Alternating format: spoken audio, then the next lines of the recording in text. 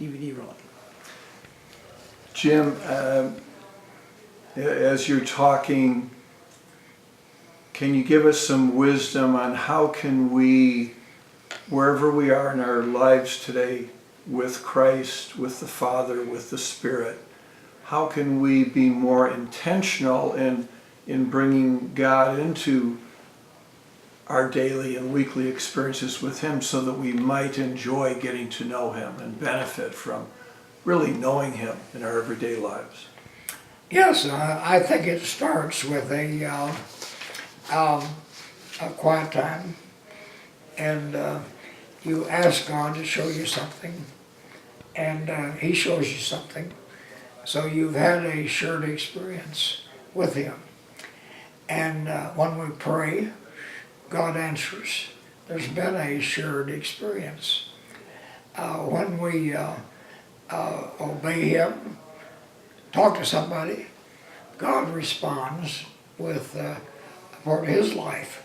So just day-to-day things is a shared experience that we know that God is with us in whatever we need.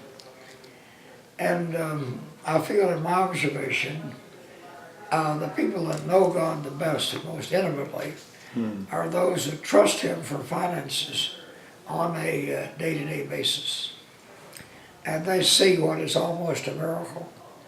I was meeting with a friend of mine in Washington, D.C. a while back, and we didn't finish.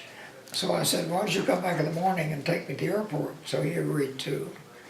And he said, I'm out of gas. So I paid for the gas when he went to the airport.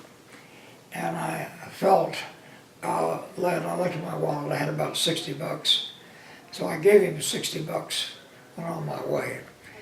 Next week I got a letter, and he said, I don't know how I got to the motel, because my tank was empty, and I didn't have money to pay for the gas. And then he said, you gave me that $60.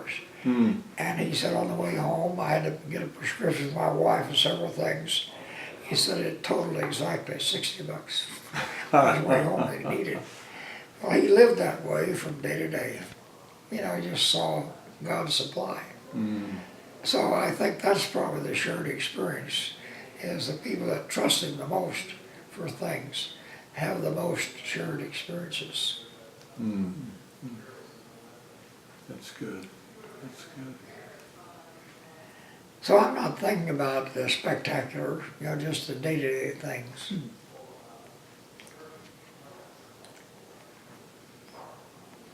That's really an encouragement to hear that.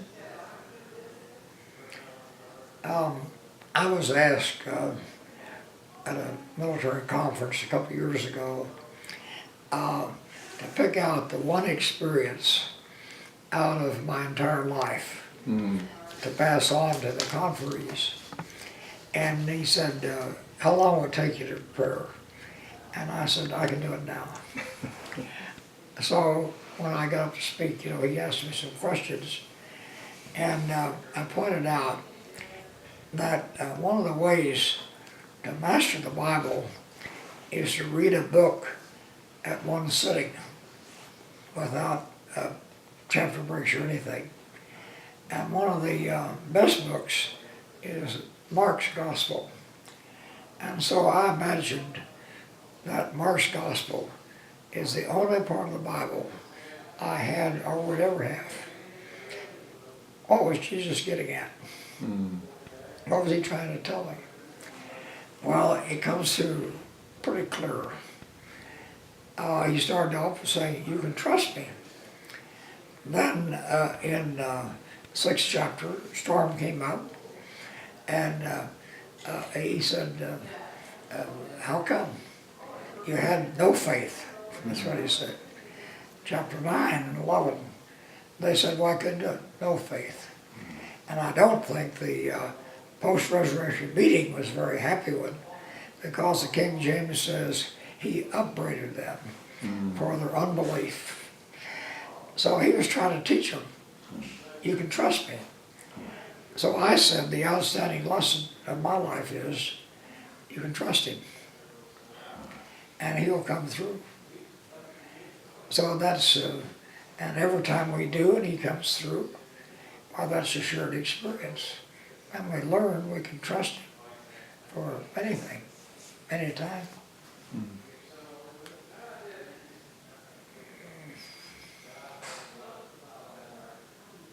Good. Thank you, Jim. I think we'll learn more about this in more of our dialogues this week. Thank you.